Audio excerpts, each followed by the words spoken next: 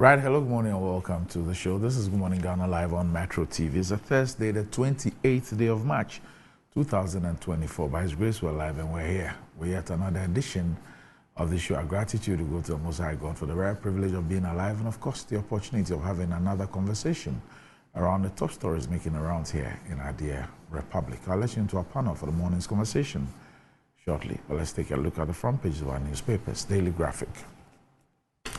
Make sacrifices to impact lives, clergy to Ghanaians.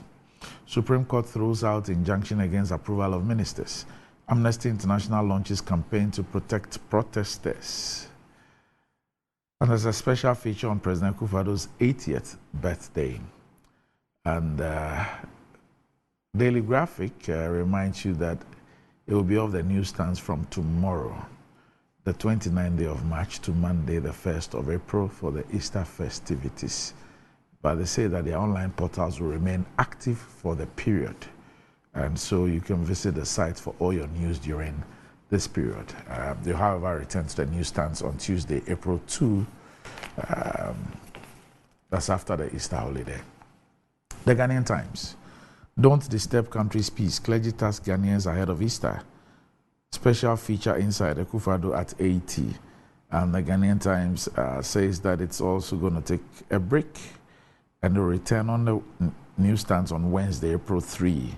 The Spectator will also return on April 6.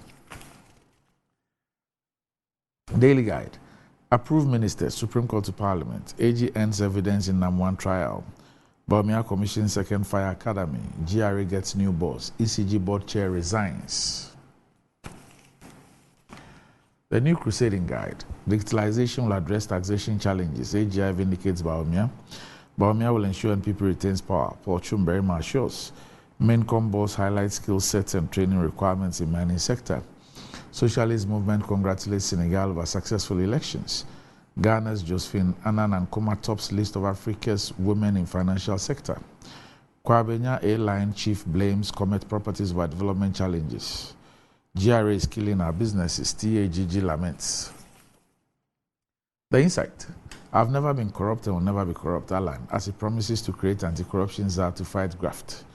Saglemi Housing. Minority rejects government's private partnership bid. Alleges planned sale to political cronies. Save the Nation rallies support for sustainable management of water resources. 2024 elections. Group hails Bernard Mooney's presidential bid. National Defense University timely for regional security, GTEC. The Inquisitor. Bawumia's running mates, Cathedral, Osofo, unmasked, lobbying for female for cash reward. Path to prosperity demands collective will of all Ghanaians. Afenyo Makin. Noise pollution at Labone 355 lounge heightens nuisance. LADMA EPA check responsibilities. Food suppliers to schools to picket of unpaid arrears. NDC raises alarm over scheduling of political cases. The Daily Statesman. GRA to become more business friendly. Bawumia assures AGI 10,720 housing units to address housing deficit. Supreme Court dismisses injunction against new ministers. $300 million loan from World Bank hits BOG account. Presby moderator urges sacrifice for greater good. Diplomatic finesse of Martin Moreau laudable. The New Finder. 10,720 housing units under development to address housing deficit upon Nkrumah. Julie Esiam is acting GRA Commissioner General. Policeman cuts off ear of suspect in torturous interrogation. AGI backs Dr. Bawumia's call for innovation in GRA operations. And that's about it for the front pages. We'll be back shortly.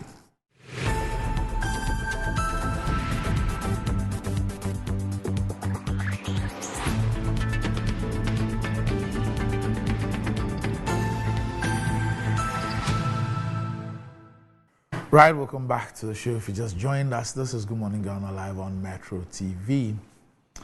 And I'll let you into a panel for the morning's conversation shortly. But if you're looking for a toothpaste that will take care of all the family and save money, the recommended family toothpaste is KEL 360 toothpaste. And this is approved by the Food and Drugs Authority. KEL 360 toothpaste provides you and your family with all-round dental protection throughout the day with freshness. KEL 360 toothpaste is good for kids children, and adults. Let your family be a proud family when they step out by constantly using KEL 360 toothpaste. KEL 360 toothpaste brightens your teeth, prevents cavity, and with its cool mint, gives you fresh breath throughout the day and protects the gum from decaying. For consistency and quality, use KEL 360 toothpaste. KEL 360 toothpaste is another quality product from Samara Company Limited, producers of Sasso, and is available in all supermarkets, malls, and provision shops. You can call Samara Company on 0246 864 798.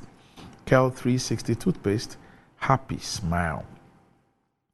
And the pains of climbing the stairs when out exercising could be challenging for all ages. But hey, just as they say that you need to enjoy the fruits of your labor, you also need to enjoy the mansions of your labor. You need not worry any longer because Lift and Elevators have got you covered with the best portable American pneumatic vacuum elevators on the market today. It's a simple self-supported elevator for both homes and offices, and guess what? It can lift your goods too. Wheelchairs can fit in, and they come in 3 custom-made models. It's affordable and can be installed within 3 days.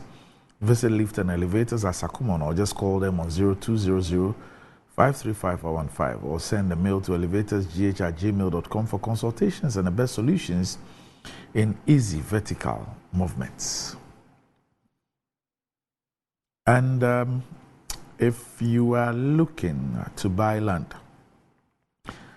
Aningo Pram Pram, close to the Central University, and Chopoli, close to the Saglemi Affordable Housing, Estate Masters Limited is giving a 10% discount on all their lands at those places. And the prices range from 12,500 cedis to 25,000 Ghana cedis. You can reach them on 0500 304 447 or 0593 803 180. You can also find them on social media at Estate Masters GH or on www.estatemastersgh.com. Now, the Ignite Media Group, that's Metro TV, Original TV, and Original 91.9 FM, is organizing the Ghana Easter Sales Expo, which is starting from tomorrow, the 29th of March to the 31st of March, to Sunday, the 31st of March. That's right on the Osu Oxford Street.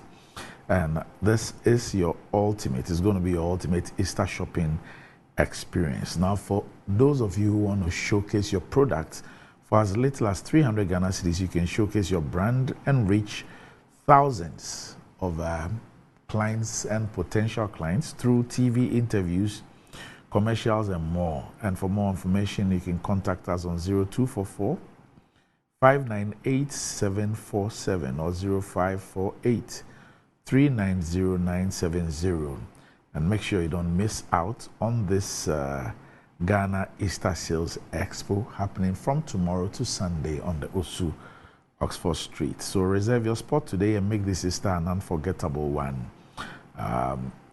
This is sponsored by Appointed Time Printing, AH Hotel and Conferences, Legon, Blue Jeans Energy Drink, Original 91.9 FM, Metro TV, and Original TV. Interested food vendors should also contact us on the same number, 0244 598 747 or 0548 390 970. All right. So, with me on the show this morning, it's the birthday man. Today is his birthday. It's a Thursday. It's the 28th day of March. I doubt if he was born on a Thursday. Okay. But it's the 28th day of March. And today is his birthday. And he's here with us on the show. Sammy Jemfe is a legal practitioner and also the National Communications Officer of the NDC. Birthday, Sammy. Dr. Andiabe. Happy birthday. Thank you. Thank you. Thank you very much. Is that why you're in a double-breasted suit? Oh, these days I've been wearing double-breasted stews, thanks to a common friend. Okay. But for you, a new friend you've discovered. Bondana. Bondana. Okay. Yeah, he sews these stews for me. He actually does some of the best stews in Accra today. He says he's done stuff for me. Yeah. He's not taking my measurement. He says by looking at me, he's done stuff for me. Yeah, so. today he gave me one. He gave me only one to bring to you. So I have that in my car. I have that in my car. So yeah, that's it. So he I'm grateful to him. For yeah. Okay. He made it for me. Right. He does very nice kaftans and safaris too. So yeah, people can check him out on Instagram. Okay. All right. Okay. So that's your birthday suit. I believe so. In reality. Yeah, Anyway. I believe so. But how's the day? How do you feel? Oh, I just feel grateful. Grateful for how far the Lord has brought me. Grateful for many things, but especially the grace of God at work in my life and the many helpers, the many loved ones the Lord has brought my way through this short journey of my life. So let me say thank you to my wife, my family, my friends, my comrades, and loved ones all across the globe who, as early as this morning, were reaching out either through messages on WhatsApp or SMS or phone calls just to pray with me, wish me well, and so on. I'm most grateful. I may not be able to reply every call or message, but I'll do my best. But what I want to use this medium of yours to do is to thank all of them. Those who have already wished me and those who will be wishing me in the course of the day. I'm most grateful. Yeah. Unfortunately, because of the ongoing doomsday and the excruciating hardships, we will not be able to celebrate the birthday today. Oh. But I have deferred the celebration to the 9th of December 2024. Oh, how? When His Excellency John Dramani Mahama is eventually declared the President of Ghana. So all those calling me, wanting to find out where the party is happening, it's happening on the 9th of December. This is a DDJ strategy. Because I won't be surprised we will find pictures of Eric J and the other guys organizing something. Those guys, I would not be surprised if they are planning some mischief. My checks suggest that the missus is not in town. Could that also be a reason? First of all, is it true? Well, there's some truth in that. That's what I said. There's some truth in that. There's some truth in that.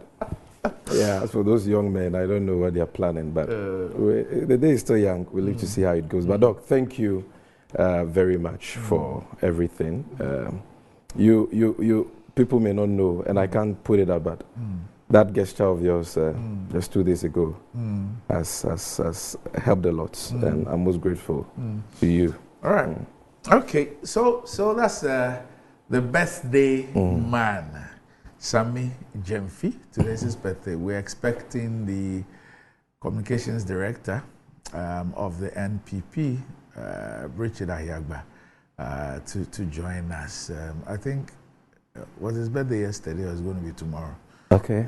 Oh, wow. No. I just okay. I'm just messing around. I think that it's rather Mr. President's birthday. Yes. That is his 80th birthday. Yes, that is what is coming up. Wow.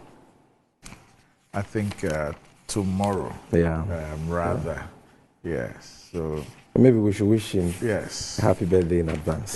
Yes. 80 years is no joke. The Daily Graphic and the Ghanaian Times all have some special features. Oh, nice.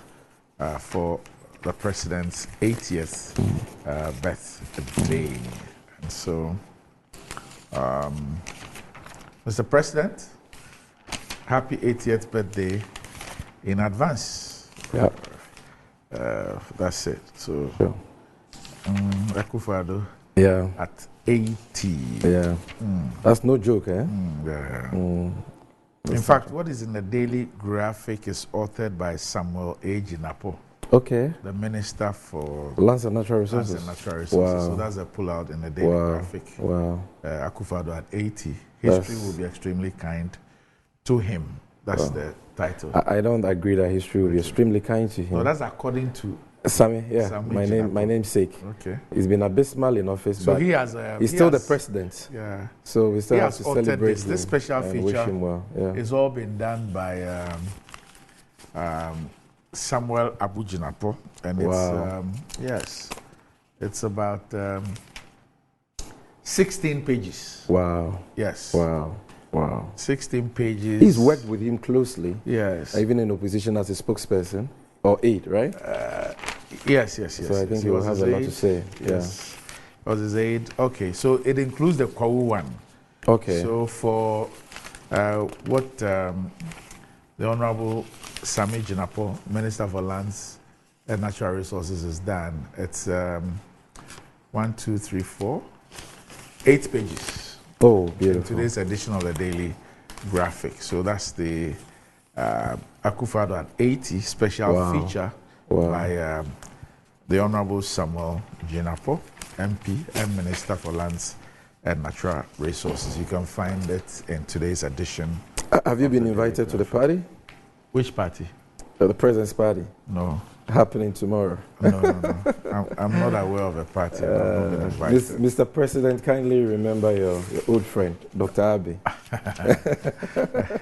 Send him an invite. I'm sure that But happy birthday to you, Mr. President. I'll be with we pray for health. I'll be with my a long family life. somewhere, so I won't be available. Anyway, but happy birthday to you, Mr. President. Happy 80th birthday to you, and I'm sure that the entire country wishes you a happy birthday, and we hope that you will grow stronger. You'd enjoy good health and even a much longer life. All right. But let's come back to our discussions this morning. All right.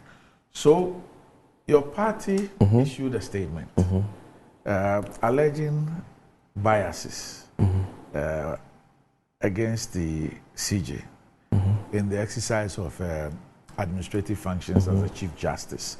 And that has to do with the scheduling of the Defemakpo ministerial nomination case. The case was heard yesterday, and the Supreme Court has refused to grant the injunction. It says that Parliament should not be injuncted from going ahead with this business, which it appears sits with its earlier decision as far as attempts to injunct Parliament has been concerned. That's it. Now, the AG says that your accusation against the Chief Justice is unfounded, and that I think that he said that he had moved for something else to be done. Now, lawyers for says the allegation of bias against the suit is unwarranted, and the Defemakpo's legal team also say that they were not served a hearing notice, and this just goes to further deepen the issues. But the truth of the matter is that you've made those allegations. The Supreme Court, consistent with its position on whether Parliament should be injuncted from performing its legislative functions, says no. We would like to see how that translates into the one that deals with the transmission to the President. However, those cases, the two, the Amanda Odre and the Richard Sky, are yet to be listed. Yeah. Well, Doc, a very good morning to our cherished viewers. It's true that yesterday we issued a press statement signed by my senior brother and boss, the General Secretary of our party, lamenting what we describe as unfairness and bias on the part of the Chief Justice, and particularly the Registry of the Supreme Court in the scheduling of certain political cases. You see, Doc, the judiciary is a very important institution in our democratic dispensation because it is the institution that is entrusted with a mandate for and on behalf of the people of this country to administer justice. And it is for that reason that the Constitution guarantees the independence of the judiciary. And therefore, the judiciary is enjoined to be impartial. The judiciary is enjoined to be fair to all manner of persons. And so we are very worried about the growing perception of bias against the judiciary, particularly the office of Chief Justice. Both the just outgone Chief Justice and the current Chief Justice in the exercise of the administrative functions. And I'm very happy that you have, narrowed down to the issue we are raising. We are not criticizing the Supreme Courts or justices of the Supreme Court for any judicial decision they have taken. We're saying that in the administration of justice, the judiciary has been given some administrative powers, which is exercised by the judicial service, the registries of the various courts, but headed by the Chief Justice. The Chief Justice has ultimate responsibility for the administrative functions of the courts. And an integral part of that administrative function has to do with the filing of cases and the scheduling of these cases for hearing. And the natural expectation is that in scheduling cases for hearing, particularly cases of considerable political and public interest, the courts would do it in cognizance of the timing of the filing of those cases. First come, first serve. That should be the general rule. Except in special cases where, for one reason or the other, the Supreme Court wants to make an exception, or the Chief Justice wants to make an exception. You see, look, we are disappointed by the fact that Richard De La Sky issued his writ of summons challenging the constitutionality of the anti-LGBTQ bill, what is called the Sexual Rights and Family Values Bill 2024. And in the pursuant to that, filed an application for interlocutory injunction. That case was filed on the 5th of March. Now, Honorable Roxanne Dafia-Mapo's suit was filed on the 18th of March, pursuant to which an application for interlocutory injunction was filed by him on the 21st of March, 2 clear weeks after Richard De La Sky's writ was issued in the Supreme Court. Now we know that these 2 legal actions pending in the Supreme Court have created a standoff, a deadlock between the executive arm of government and the legislature, for the simple reason that the president has indicated that he is not willing to accept a valid correspondence from the legislative arm of government. He is not willing to receive the transmission of the anti-LGBTQ bill from Parliament, which the Speaker of Parliament is enjoined by the Constitution to do. So, by parity of reasoning, the Speaker of Parliament decided to abide by the thinking, the interpretation, the arguments of the President, even though I know that Mr. Speaker disagrees with that position. But he said, look, if this is what you're saying, then let's give you a dose of your own medicine and let's see how you feel. So, the Right Honourable Speaker also decided that by virtue of the fact that the Roxanne Dafia-Mapo's case was seeking to restrain Parliament from considering the latest ministerial nominations of the President, he was also going to put that on hold until the determination of the Dafia-Mapo case. So this is the standoff, the political standoff that we have on our hands. One would have expected that these 2 important arms of government would have judged, and found a middle ground, found a compromise position in the interest of the people of this country. It does appear that the executive is hell-bent on showing their power, and so they are still standing by their entrenched position, that they were right. Be that as it may, we were expecting that since the Delaskai case, which government is very happy about because it affords the president the opportunity to shelve the anti-LGBTQ bill that he doesn't support, he opposes. It gives him the opportunity to shelve that. We would have expected that that suit would have been first to be listed for hearing. Unfortunately, the Dafia Mapok's case, which was filed 2 weeks prior to the Richard Sky case, was what was listed for hearing and actually heard yesterday relative to the interlocutory application for injunction. So this is the basis of our complaint. This is the basis of our criticism of the Chief Justice. We are saying that, Madam Chief Justice, you are not being fair, you are not being impartial as you ought to be.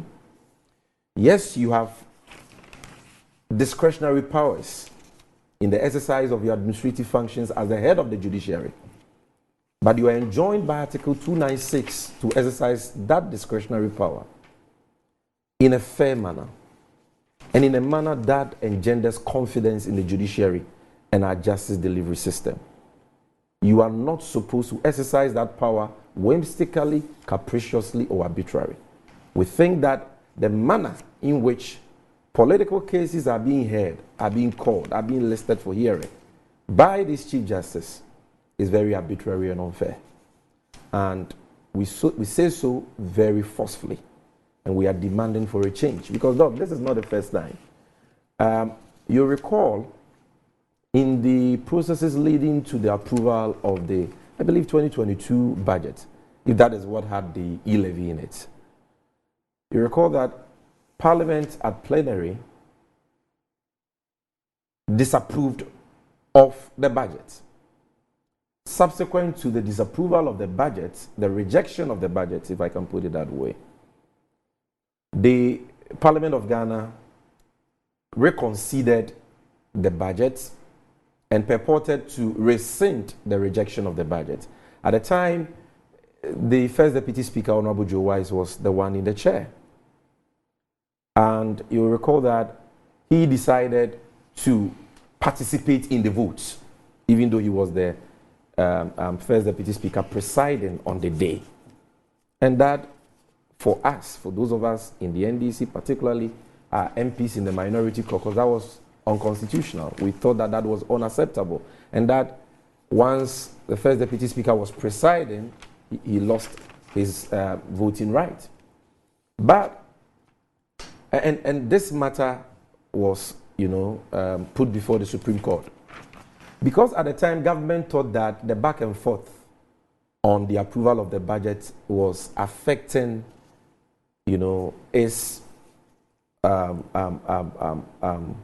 plans, its projections, and investor confidence and all that. We saw an expeditious determination of the matter by the Supreme Court. The matter was dealt with expeditiously. We're all excited about it because we all want cases to be fast-tracked in our courts, particularly cases of public interest. Few weeks down the line, the e-levy bill was put before Parliament.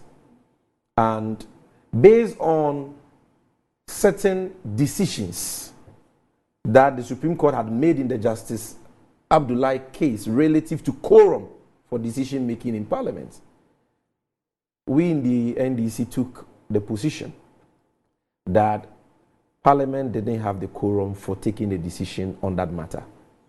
And therefore, the approval of the e-levy was unconstitutional. That was, for me, a very plausible, a very watertight case. So some of our NDC members of Parliament went to the Supreme Court challenging the constitutionality of the approval of the e-levy. In 2022, that was when that rate was issued. Look, till date, the Chief Justice has not listed that case for hearing. Till date, that case has not been listed for hearing. I can give you many other examples. You recall when the former Auditor General was forcibly ejected from his office. and a writ was issued in the Supreme Court by some civil society organizations challenging the unconstitutional removal of the Auditor General by the President. It took years before that matter was determined. Years. In fact, by the time the Supreme Court determined the matter last year, the matter had become moot. And that decision of the Supreme Court didn't serve any useful purpose. You see, so it does appear to every, and this should be obvious to any objective mind, that when cases go to the Supreme Court that appear to be averse to the interests of this overbearing executive arm of government led by Nana Addo Dankwa Akufo-Addo, the case is not dealt with the same seriousness and alacrity that cases that the government is interested in are dealt with. And that is our worry. That is our worry. The Chief Justice must do better. What is happening is totally unacceptable. Look, you've seen the expeditious manner that the Supreme Court handled the case involving the Assin MP, Honorable Kwesi, relative to the constitutionality of his election as Member of Parliament for the good people of Assin. I mean, application after application, the Supreme Court has been very expeditious in determining the issues. My friend and brother, Buja Jemfi, filed a similar suit challenging the validity of the election of the Member of Parliament for Tolon. Doc, I'm sure you remember that suit. Honorable Habib, on grounds that the Honorable Member allegedly has been convicted of fraud in Australia, and for that matter, is unqualified to be Member of Parliament. And if you check the case, I mean, very watertight. He's attached all the necessary pieces of evidence that shows that indeed there was that conviction related to fraud involving that Member of Parliament. The case was filed in the Supreme Court years ago, Doc, till date. It's been a running back and forth battle between Buja, his lawyers, and the Registry of the Supreme Court. Even getting a cover letter from the Registry of the Supreme Court to serve Parliament through the Clerk of Parliament has been, an endless back and forth battle between his lawyers and the Registry. And to date, the Member of Parliament has not been served. The Registry of the Supreme Court, they don't care. They claim that they have written a letter to the Clerk of Parliament addressed to the Speaker for the Member of Parliament to be served.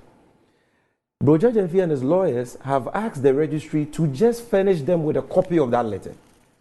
Doc, can you believe that till date, they have not even been kind to give them a copy of that letter so that they can follow up? And the Supreme Court is not interested in granting an application for substituted service. So it's like, we know that there is merit in this case, so we won't even call the case.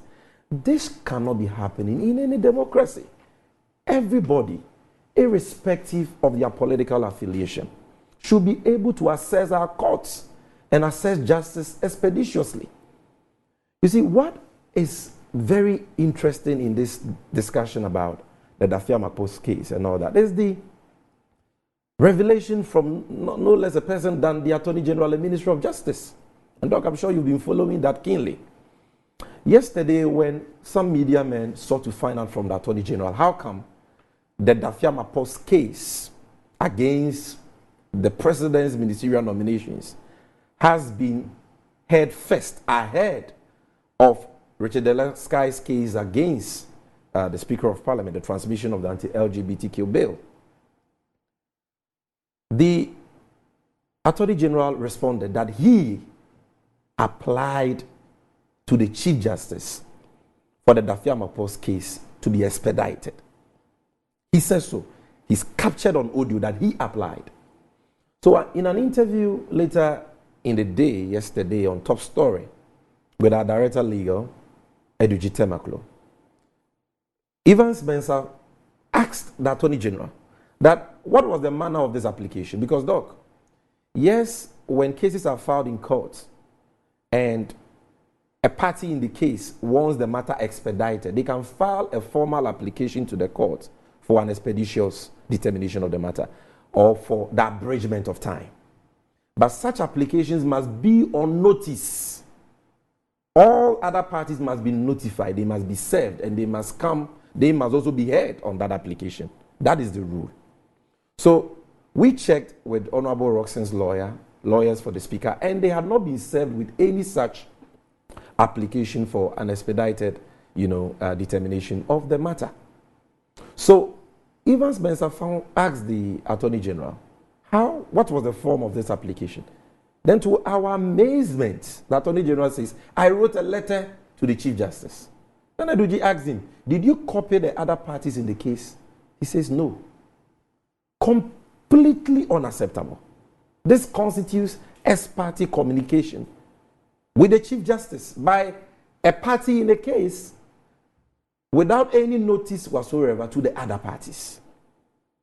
And what is even annoying about the whole thing is that when this man, who is supposed to be, not only be an Attorney General, but a Minister of Justice, was asked whether he would take the same interest in the Delaskai case and apply to the Chief Justice to expedite that matter, he told the journalist that he was playing to the gallery by asking him that question.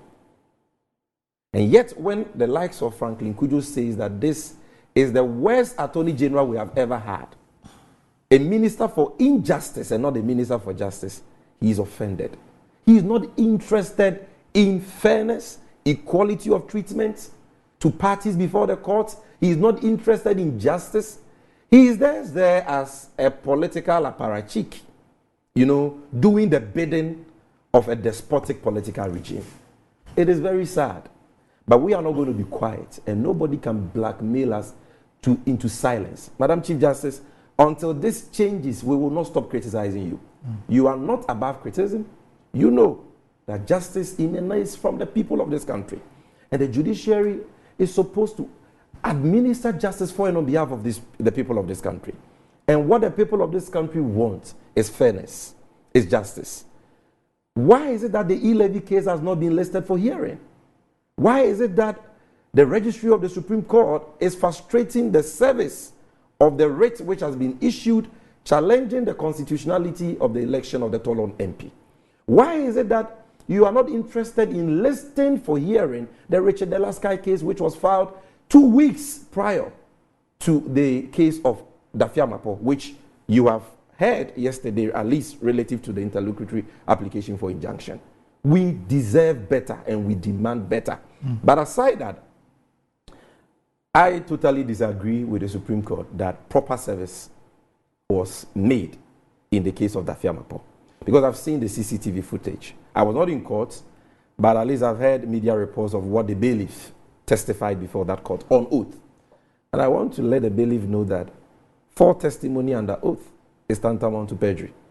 So if you go and tell the revered justices of the Supreme Court that you went to the chambers of the lawyer, our own brother Nick Papu, lawyer for Dafiamapo, and that they refused to take a process from you and all that, when you know that was not the case, the registrar, or I think the bailiff of the court, had called the lawyer said I was out of town, serve my client, and actually forwarded his client's contact to the registrar, or I think the bailiff. For some strange reasons, the bailiff decided to go to the lawyer's office. He went there and just dropped the process on the table. And the receptionist said, my boss is not around. When you are serving a process, the one you are serving must sign for it. So can you let us reach out to him so that you serve him personally for him to sign to it? He says, let me step out and consult my boss. He steps out and doesn't return again. And the Supreme Court says this is service. Now, what he told the Supreme Court, according to the reports we received, was that the lady who he named as Na told him that the boss has asked her not to accept any processes from the court. No. No, I'm saying that this is what Nick Papo has granted interviews, and he has said that is not true. Yeah. He only said that for any process, relative to that particular case, he should be served personally. So that is all the receptionist, and that is not irregular at all for senior lawyers in a law office to say that. I work in a chamber. That is regular practice. But even if the bailiff disagreed, he should have come back and said no. So accept the service, and if the receptionist refused, he could have done what he did. But I think what happened was not right at all. Finally, what I will say is that I'm happy with the decision the court has reached. It is a decision I agree with. It is a decision that is, in my opinion, sound in law. That no constitutional body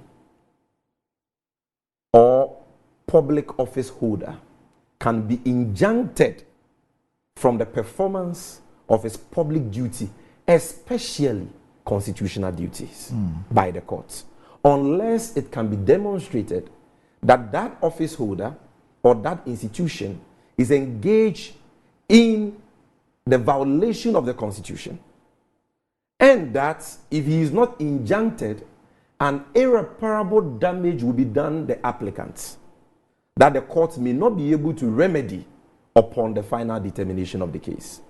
But we know that as far as laws are concerned, any applicant for an interlocutory injunction or any plaintiff challenging the constitutionality of any law can eventually get justice because of Article 2 and 130 of the 1992 Constitution, which vests jurisdiction in the Supreme Court to declare as null and void any law that is inconsistent with the Constitution of Ghana to the extent of its inconsistency with the Constitution of Ghana. And so the Supreme Court is right. They were right in the Amanda Ondo case relative to the first interlocutory injunction, which sought to restrain Parliament from proceeding with the consideration of the anti-LGBTQ bill. And in that ruling, they said that you cannot injunct Parliament from exercising its constitutional powers in making laws. Let them finish making the law. When the law comes into effect and you think it's unconstitutional, you can still come to us for declaratory reliefs relative to that. And I think the decision by the court yesterday is consistent with that.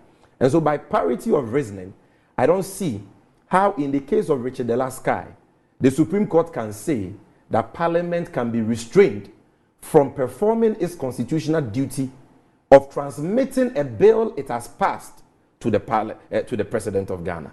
So for me, it even renders that case moot, because the ratio of this ruling can be applied, like the lawyers say, mutatis mutandis, to the case of Richard de la Sky, because they are materially the same. But finally, Doc, we are in this quagmire, this political quandary, this political, deadlock, because President Akufo-Addo and the ruling NPP, President Akufo-Addo, ably supported by his vice, Alhaji Bawumia, are determined to oppose and frustrate the coming into effect of the anti-gay bill. The Center for Democratic, CDD, what's the full name? Center for Democratic what? Development. They've told us publicly that the president has given them his full blessing for them to oppose the anti-LGBTQ bill. So all the things that the pretense the president has been putting up, deceiving Christians and Muslims in this country, that he is against gayism, homosexuality and all that. Today he's been exposed. And that is how come that even a day before Richard de la Sky filed his application in the Supreme Court, the president by some magical powers already knew. In fact, he lied on the 4th of March that the case had been filed when that was not the case, because he is the one sponsoring it. He is the one motivating, sponsoring all the opposition from civil society, from people like Richard de la Sky against the bill. Mr. President, be bold. Be bold. You have already told us that homosexuality is bound to happen in Ghana. If your position has not changed and you don't want the coming into force of a law passed unanimously by the representatives of the people to come into effect, you want homosexuality to be promoted, say that. Accept that transmission. Refuse to assent. The people's representatives in Parliament will do the needful by mobilizing the needed two-thirds majority to pass the law, in which case you will not have any discretion to refuse the assent of the bill. and stop playing these games, because it is not healthy for our democracy for this standoff to linger. And the judiciary, and let me not even say the judiciary, it's not fair to say the judiciary, the Chief Justice must not come across as aiding the president to have an upper hand in this impasse with Parliament. That is detrimental to public confidence in that respectable, that important arm of government, the judiciary. Okay, all right. So he's joined us here on the show. Are you mourning? I jokingly said that his birthday would either be could have been yesterday or will probably be tomorrow, just like His Excellency the President. But I was not too far from it. His birthday was actually on Tuesday. Wow. Tuesday, just 2 days ago. Tuesday. Wow. So happy belated birthday. Richie Dahiagbe's birthday was on Tuesday. Don't ask me but how you didn't old. invite us to the party. Don't ask me how old he is. I'm delaying the party as well. No, the Doomsor prevented the party.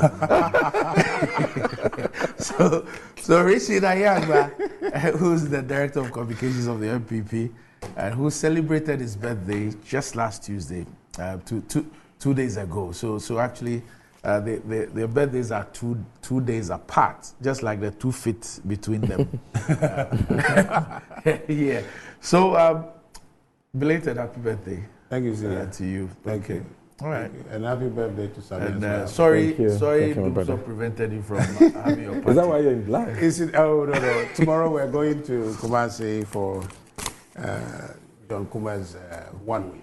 Oh, it's tomorrow. okay. Yeah, I think it's tomorrow, yes. Okay. Today is the 28th. Wow. And I've also had a friend of mine who just told me about his father's passing, but he's old. Oh. So I've been in the middle of funeral issues. But I like wearing black anyway. It's not. Okay. You just reminded me. I also have a funeral. Okay. You know, the wife of my late uncle. Oh, okay. She's actually the mother of the Methodist Church at Abeka. Wow. Mrs. Elizabeth Akuama.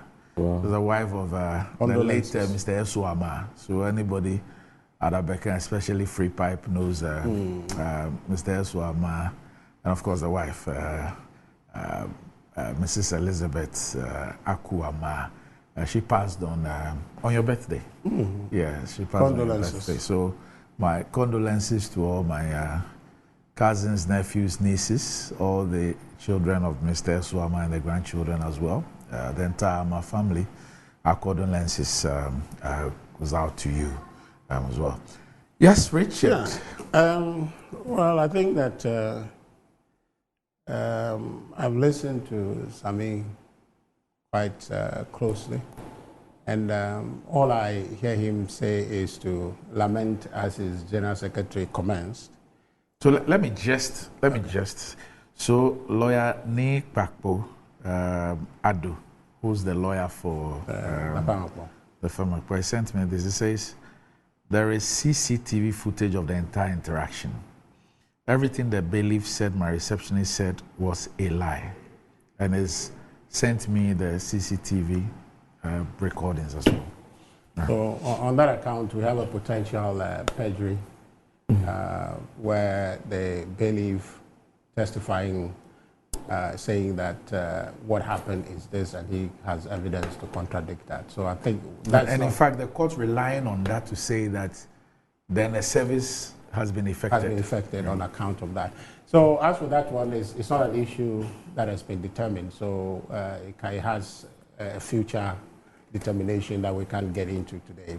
But I think, see, honestly, I listened to Nana Fridua yesterday in some of the discussion, and I think by and large I would say that we should move on from this issue.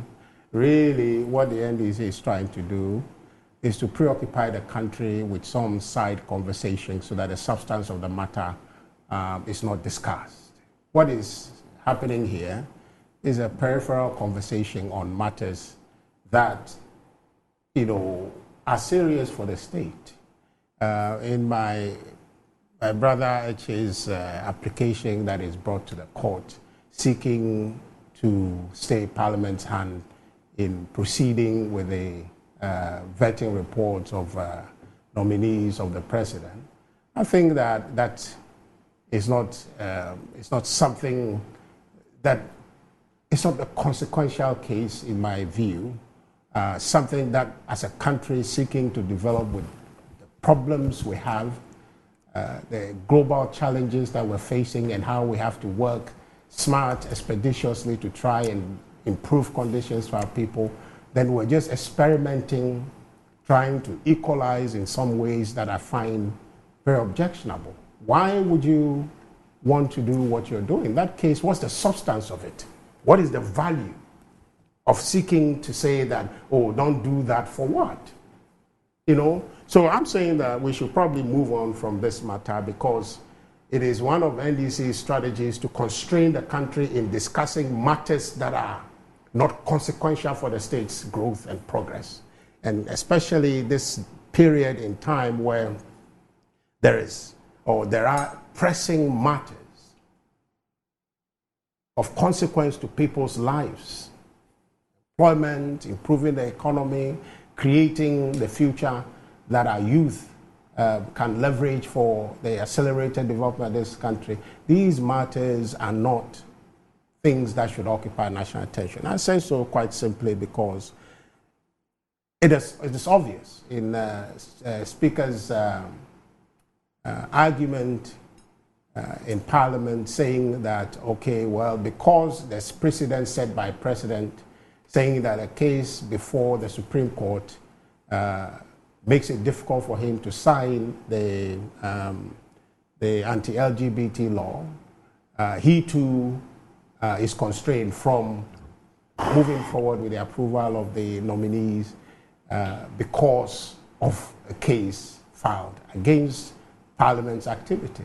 And when you hear him make that equalization, you clearly see that he's not convinced that what case he's making should be acceptable or anybody should be making that, but he made it nonetheless. And that's where I think that the NDC is leading us all into a playhouse to say that, oh, he did that, so we have to do this. I don't get it. The questions that Sami is raising about service, now we have two sides to the matter, so I don't think I'll weigh in on that. It's clear that one person says this, one person said that.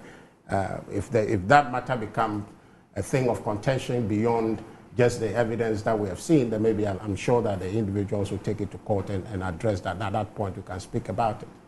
But the point Sami made about the Attorney General writing to the CJ for expedited hearing of the case, in particular the case to do with the injunction filed by Honorable Dapamokbo. It's a process that Sami knows, and not necessarily would a Chief Justice write to inform the plaintiff. He's the lawyer, but it's not procedural to say that because you are seeking the Chief Justice to expedite, or the court to expedite your case because of some urgency to it, it is not incumbent on you to want to inform the plaintiff. It is from the court, having received your application or your letter for expedited hearing. They now serve a notice of hearing to the plaintiff in the matter to say that this case will be heard this day or that day, which is what is in contention now. No, explain this so to that me, so I understand. Let me ask the question so that the clarity can come. Are you saying, this is what I heard, but I could be wrong.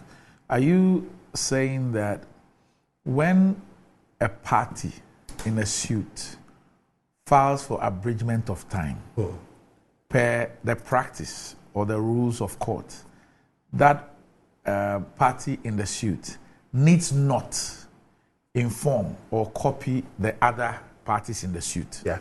And that when the said application goes to the registrar and therefore the court, if it agrees and grants that, will only have to inform the other parties in the case of the hearing. the date for hearing. Yeah. Is that your case? Is That's that what you said? That's my understanding. Okay. Okay. To the extent that the burden is not on the person, so it could be the plaintiff or the respondent in the case who is seeking for abridgment of time. So the burden is not on the one applying for such Who expedited will hearing. it be on? It will be the court then will notify me, assuming it's between you and I. Okay. Then and you apply. So for this is the clarity I wanted. So Exactly. what you're saying is that per the practice, Right. it is not for the AG. We are being specific. Exactly. So It's yes. not for the AG Yes. to have informed the parties Yes. that I have applied for abridgment of time. Exactly. However, it is the responsibility of the court Of the court. to inform the other parties that this party in the matter Yes. has filed for abridgment of time, and therefore we will hear that motion on this date. Yes. Is that what you're saying? Exactly. So that the burden. Hold on. Because it's Hold a on. legal issue. No, it's No, okay. It's no, okay. It's Sami, okay. just I mean, let him we have finish. 1,001 lawyers listening, right? The point I'm making is that the burden of communication is on the court Okay. to say that this case will be heard on so and so date, subject to the application for abridgment of time in this matter.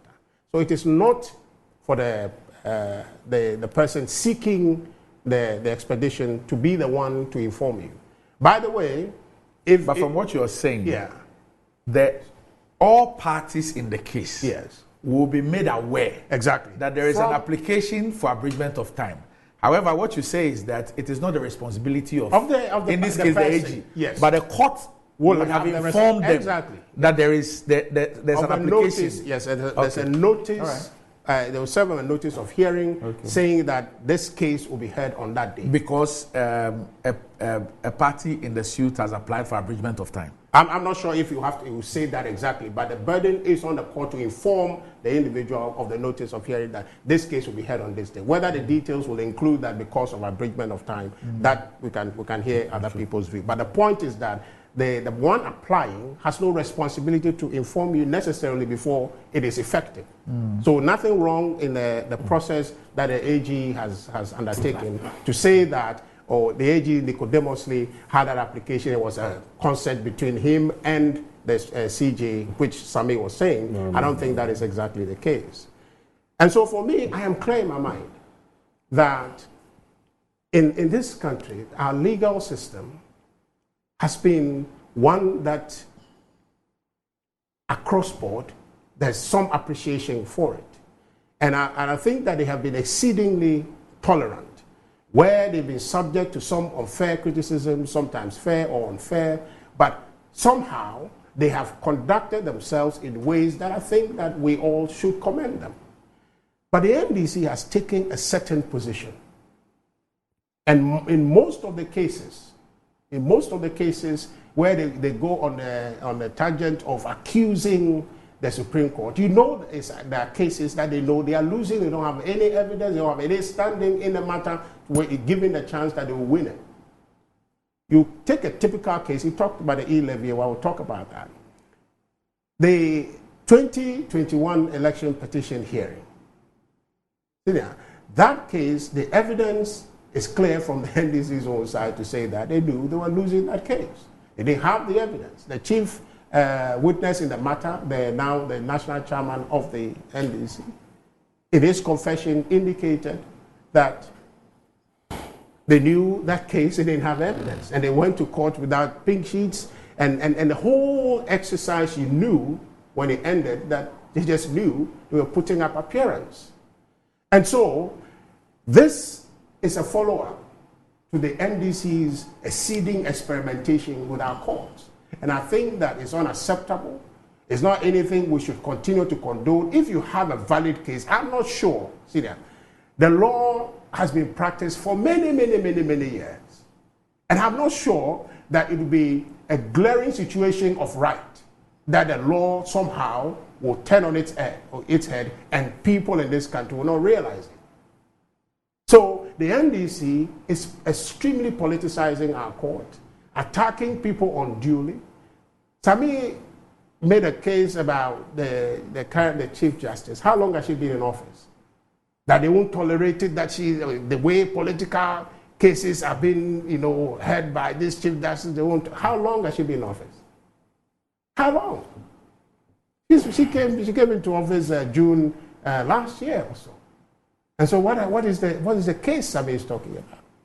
The NDC is exceedingly dramatizing issues in this country, and you find that it's a deliberate strategy to constrain us, to get us to deal with matters that are just back and forth, as opposed to dealing with the future, with the bold decisions that we have to make as a people to move on. And if he gives Sammy the rest of the day, he will go on and lament and lament and lament. Zero solution about anything. And that's really what they are doing. I don't understand for the life of me that there are ministries in this country today, per the president's reshuffling of his appointees, don't have ministers.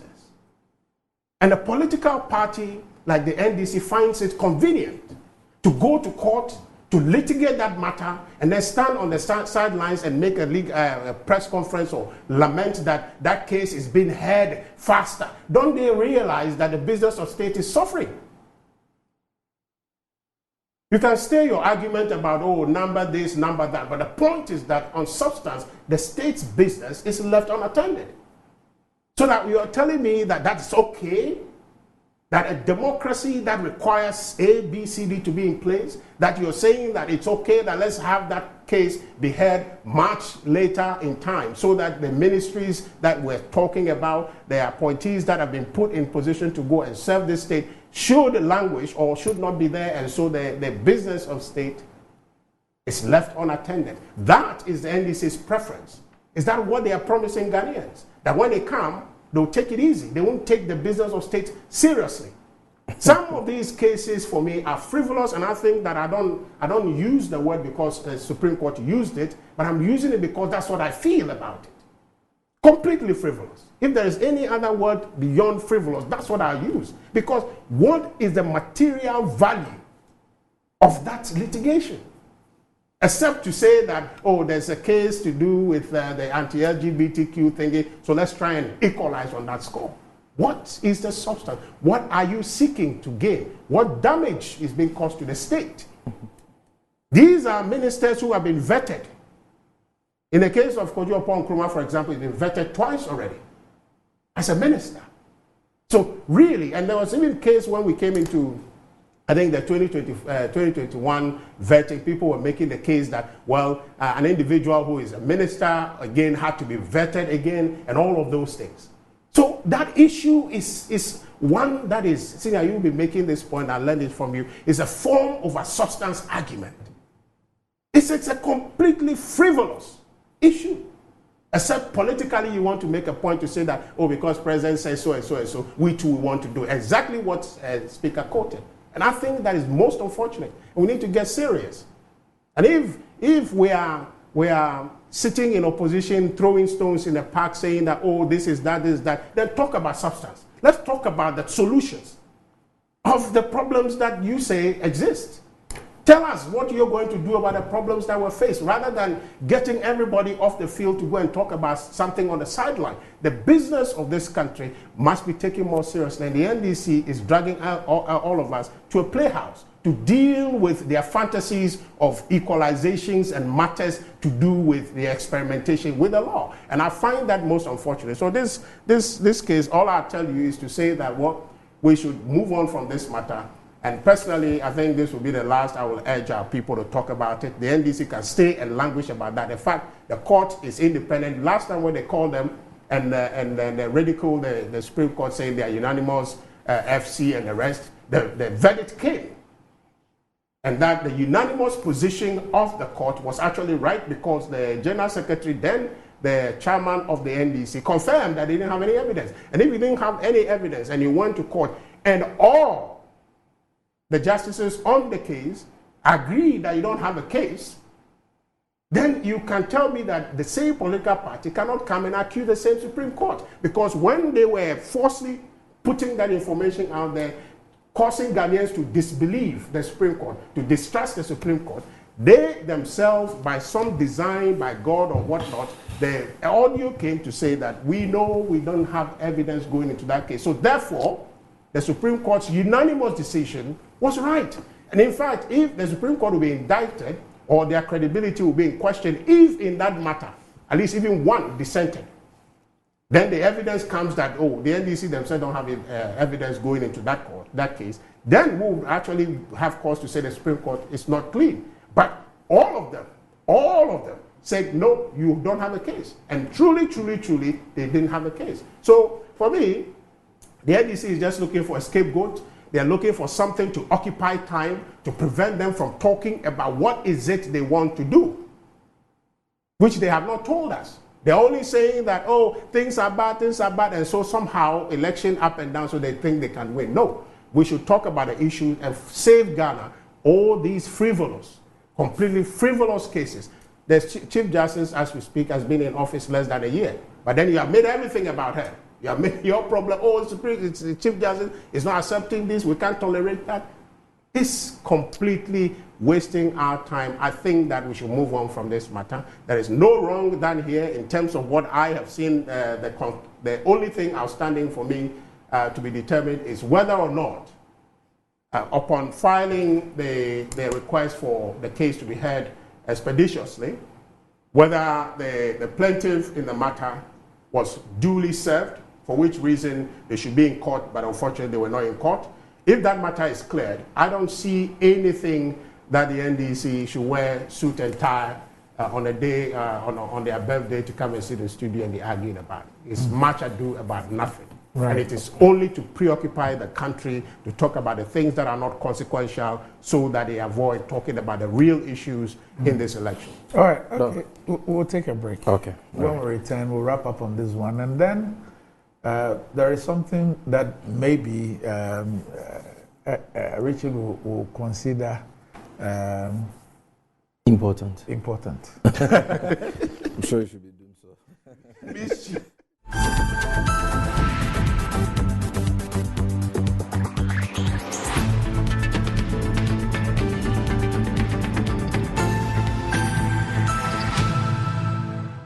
Right, welcome back to the show. If you just joined us, this is Good Morning Ghana live on Metro TV. Still with me on the show. I have the two birthday gentlemen, the current one, Sammy Jemfi, and the belated one, Richard Ayagba. But what does wealth mean to you? Do you want to live like a tycoon? Remember, us got the Mola, got the power. Ghana's newest lottery game draws live on Adom TV at 9 a.m., 12 noon, and 6 p.m. daily. Now pick up your phones, tablets, and computers and download the Game Park Games app on Play Store. You can also play on their website at www.gameparkgames.com or by dialing *946# on all networks. Just choose 4 numbers from 0 to 9. It's easy to play and easy to win. Charlie make we play this game and make some mola. Nobody beats our odds in Ghana. Game Park Games, more mola, more power. This game is regulated by the National Lottery Authority and is not for persons under 18. Play responsibly. Ayesoko, that could somebody damn be big, but Betway's cash out be bigger. Betway is giving you more control over every thrilling bet you place. Enjoy the biggest and most reliable cash out in Ghana on Betway without any hassle. Sign up today at betway.com.gh. Terms and conditions apply and it's not for persons under 18. It's regulated by the Gaming Commission of Ghana. Betway, get way more.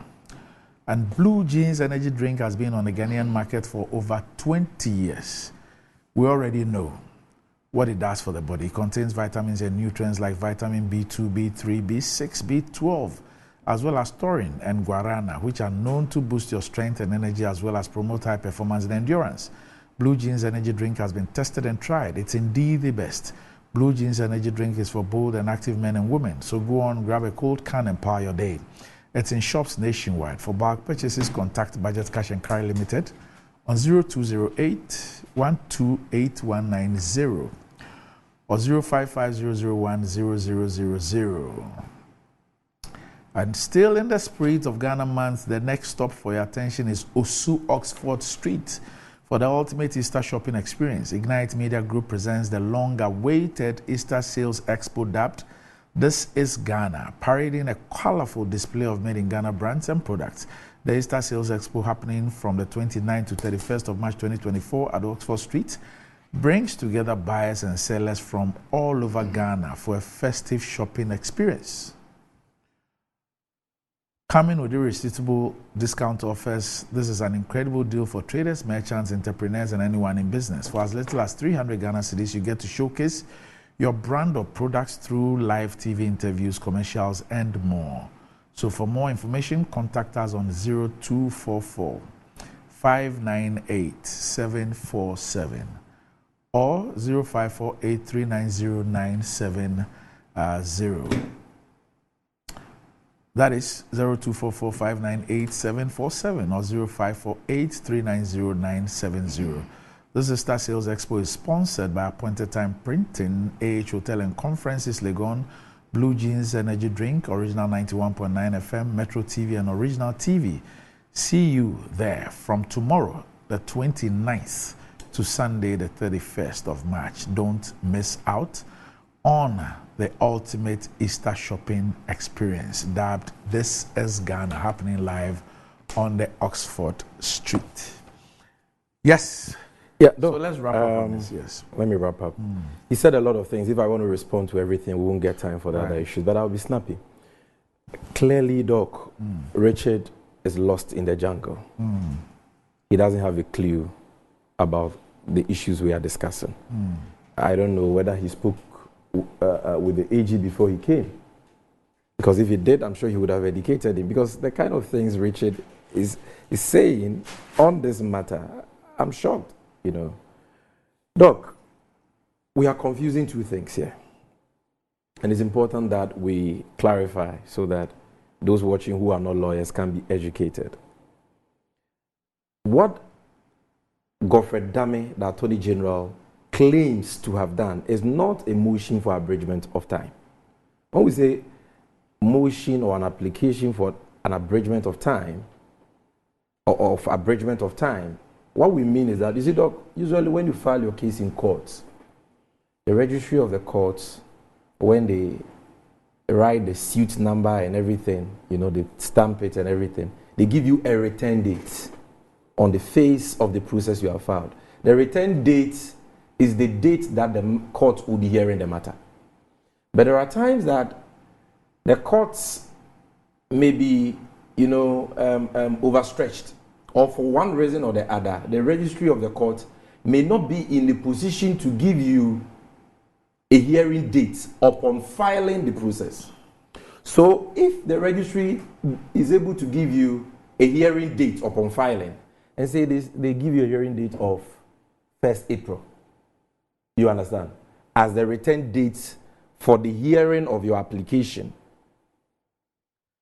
then before that 1st April, the court on its own motion or a party to the case by an oral application can apply to the courts for the date to be abridged, meaning for the date to be brought forward from 1st April to 28th March, or for the date to be extended. So you only motions on notice, okay, or notice of motion for abridgment of time are filed when a hearing date has been fixed, when a matter has been fixed for hearing, and a party thinks that the date is too far, then the party goes to court and applies on notice to the other parties that, my lord, can we bring the date forward? In some cases, they apply for extension and it is extended, but that is when you have been given a hearing date. Now, in the case of Roxanne Dafia-Mapo, the last guy, and the cases we are talking about here, no hearing dates were given when the applications were filed or the writs were issued. No hearing dates were given. I'm sure the registry of the Supreme Court might have told them that maybe they will have to consult with the CJ. Usually that is a process before a date can be fixed for that case. So once a date cannot be fixed, you can't go to what time? Because no date has been fixed. Doc, I hope you understand me. So what the Attorney General says he did was to write a letter. That is not an application for abridgment of time. A letter. That is not an application. You understand me? And so it's a letter he wrote to the CJ that I want this matter to be listed for hearing on the 27th of March. And that is why the course list for the 27th of March was revised. Because the original course list, that case was not on it. So it was revised and the case was added to it by the Chief Justice. I want to believe that the AG is being honest when he says that he wrote a letter to the Chief Justice. So what we are saying is that, you see, Doc, when you send a case to a judge, do you know that you as a party, you and your lawyer, you can't go and see the judge alone. The judge will sack you. Ethically, the judge will say, unless I hear you, go and bring the other party. Because the judge doesn't want to have ex-party communication with any client or any party in the case. When the judge will meet you outside of court, the other parties must be present. Because justice must not only be done, justice must be seen to have been done. So the court ensures that in dispensing justice, everybody has trust that the process is transparent, fair, impartial, and so on. So we are saying that if Godfrey Dame wanted an abridgment of time, he should have waited for the Supreme Court to give a hearing date. And usually, once the return date was not on the face, was not entered upon the filing of the process, a hearing notice would be served on all parties. And if the Attorney General thought that that date was too far, he could apply for the time to be abridged on notice to the other parties.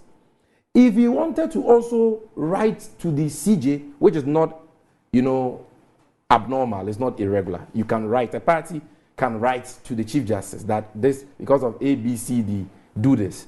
But the ethical thing for every lawyer to do is to copy. In any case that you are a lawyer in, if you are writing a letter to the CJ or to the judge or to the registrar, Master, this one is elementary law. This one is elementary when it comes to ethics. I'm happy that there's another lawyer in the studio. You must copy the lawyer on the other side.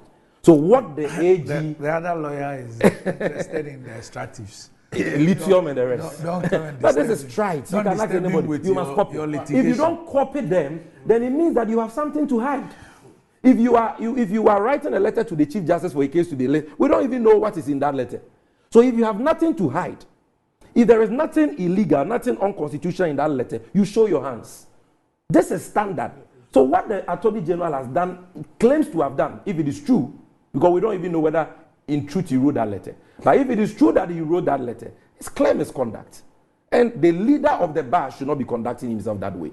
Ask any lawyer, whether if you are a lawyer for a party in a matter, you can write a letter to either the Chief Justice or the registrar of the court without copying any of the parties. It is not done anywhere. So please understand it. This is not abridgment of time matter. Number two, I am surprised that Richard will sit here and say the issues we are raising are irrelevant. They are frivolous. They are not important. They are not of consequence. What are you talking about here, Richard? What is happening to you this morning? We are talking about issues of justice delivery and the need for the head of the judiciary to exhibit fairness in the discharge of her discretionary powers. And you, a Democrat, you, a citizen of this country who should be interested in justice, fairness, in having strong institutions, having a strong judiciary, an independent Chief Justice. You are here saying that a conversation on justice or injustice, bias or otherwise, fairness or unfairness, is irrelevant? Hey, Master, where will you go? It's the same court. And irrespective of the party in power, irrespective of who is Chief Justice, you must get justice. So if we are saying that Richard Delasky filed his suit 2 weeks before Roxanne, why hasn't his suit been listed for hearing? And a matter which was filed 2 weeks after has been listed for hearing, when we know the political significance of these two cases. You are saying this is irrelevant? What are you talking about here? Even the substantive matter that Honorable Roxanne has filed, what is irrelevant about it? Haven't you heard of the case of J.H. Mensah versus the Attorney General? Do you know that J.H. Mensah was your former minority leader? Do you know why he went to the Supreme Court challenging the decision by Jerry John Rawlings in 1997 to direct that his ministers and deputy ministers under his first tenure should continue as ministers and deputy ministers? Even after Jerry John Rawlings realized that, of blessed memory, realized that he got it wrong, and presented those nominations to Parliament for approval. Doc, do you know that J.H. Mensah still pursued the matter? In fact, the Attorney General at the time raised a preliminary objection of mootness. That once Jerry John Rawlings' government had realized that they had erred, and had remedied their constitutional breach by submitting those appointees to Parliament for prior approval, then the matter had been rendered moot. The Supreme Court said no. Because there is a tendency for this situation to reoccur, we will still deal with the matter. And today, that is one of the most important cases in our jurisprudence in terms of constitutional law, on the doctrine of mootness and all that. So maybe, I don't know what is happening to our brother here, that you will say that the president issues a statement that he has revoked the appointment of certain ministers. He has dismissed them from office with immediate effect, and then proceeds to reassign them. And then a member of parliament, just like J.H. Mensah, goes to court and says, once you revoke the appointments, any reassignment is tantamount to a fresh appointment, and therefore must be subject to prior approval by Parliament as required by the Constitution, the supreme law of the land, which every citizen is enjoined to uphold and defend. And you come and sit here and say that case is useless. Then you don't understand constitutional law and the democratic jurisprudence we are working with in this country. Number 3, and that is my last but one point. He says that the Chief Justice has only been in office for 1 year. So why are we criticizing her? And so what? Sometimes even 1 day after the swearing into office of a president, don't we criticize him? When Akufo-Addo went and plagiarized somebody's speech on the day of his inauguration, didn't we criticize him? But you wait for somebody to spend 100 years in office before you criticize the person. If the Chief Justice even spends 1 day in office, but in the exercise of her administrative functions, acts in a way that does not show fairness, we will criticize her. It doesn't matter whether she has been in office for 1 minute. If she has not used that 1 minute fairly, she must be criticized. So criticism is not a function of longevity in office. Understand that. Finally, he says that all the cases we are sending to courts are frivolous. They are this. Are you a court? Are you a court? You are relying on the decision of the Supreme Court in the 2016 election petition case. Let's say the Supreme Court was right. Not 2016. Right. And what else? Not 2016. And what else? I said 2021. Sir. 2021. Good. When you went to court in 2012, did you win? Did you win? When Akufo-Addo went to court and Bawumia was standing in the witness box, you and I were not there. Doc, you remember? You and I were not there. Did you win? Were you not thrown out? So that means that, by your logic, any case that you take to court is frivolous. Who told you that? That once you go to court and you lose, then any other case you send subsequently is frivolous. No, sir. Don't be doing this, Richard. You know you are my brother. And today is my birthday, so I want to be very kind and charitable, but don't be doing this. It is not right. Every case is considered by the court on its merits. I agree that the application for injunction in the case of Roxanne and the application for injunction in the case of Richard Delasky are all frivolous. To the extent that I've told you. Well, that's a matter before court. And but you should know. That's my opinion. I didn't speak about it. Hold on. To the extent that, and Roxanne himself knows. But we are showing you the absurdity of the position the president has taken. That Mr. President, you are a lawyer. Okay? And you know that as the president and also parliament cannot be injuncted from performing its constitutional duties. Case law on that is settled. So a mere application for injunction. So Mr. Speaker is telling you I've been sent this by the producer. Yeah. And it indicates that this is from, the name is Wilberforce Mensah. Yeah. Spokesperson for the Attorney General. He was my vice president when I was SRC president. That's my friend. Okay. Yeah. So it says, so it means this is coming from the office. On 11. Yeah. See, yesterday the Chief Justice herself stated in open court that there are a lot of constitutional cases where the plaintiff files and hardly takes any further action. As a lawyer, if you file a case, you know what to do if the case is not moving. The AG has filed all necessary processes in that case. It is up to the plaintiff to do the necessary under our procedures to move the case. On the application for expedited hearing yesterday, the practice is not to write a letter and copy the other side. The practice is to apply in writing to the CJ, stating reasons for expedited hearing, and the court then issues a hearing notice to the other side, and that's exactly what happened. So it was not an application for abridgment of time as in a motion. If time has been given already by the registrar and you want it earlier, you file a formal motion for abridgment of time. Is that not what I said? If time has not been given already, as was the case, you write to the CJ or registrar asking for an early date. Yes. In any case, it is key to note that the lawyer for Parliament agreed unequivocally with the AG and asked that the injunction application be struck out as frivolous. Yes. Doc, he's worsening the case because you see, this is in tandem with what I said. But the key point here is that it is not true that as a party in the case, when your matter has not been listed for hearing, and you are writing to the Chief Justice for an expedited trial, you don't copy the other parties. Who told him that? That's my mate from law school. That is not true. What do you have to hide in that correspondence that you will not like the other parties in the case to see? So what is he talking about? He should not forget the law we all taught in law school because today he speaks for Godfred Dame. He's my good brother. Like I said, he was my vice president when I was SRC president. Number two, that quotes he attributes to the Chief Justice. I hope the Chief Justice didn't say that in open court. But if the Chief Justice said that, that would be very disappointing. People have filed cases before the Supreme Court. They have been writing letters, like the case against the Tolon MP. They've been writing letters to the Registrar of the Supreme Court just to get a cover letter to serve the Member of Parliament. The Registrar of the Supreme Court is frustrating the process. After years of frustrating them, they claim we have written the letter. Give them a copy so that they can follow. You say you won't give them a copy. What should the lawyer do? So today when you file a case in court, you are supposed to follow up and ensure your case is called, either than that your case will never be called. What is the work of the Chief Justice and that entire judicial administration? As a lawyer, if you file a case, you know what to do if the case is not. Okay, also as a Chief Justice, when the case is filed, doesn't she know what to do? Okay. The Registrar of the Supreme Court, doesn't he know what to do? That once a case has been filed, the normal thing, the responsibility is that of the court to list the matter for hearing. The responsibility is not that of the lawyer for the applicant or the plaintiff.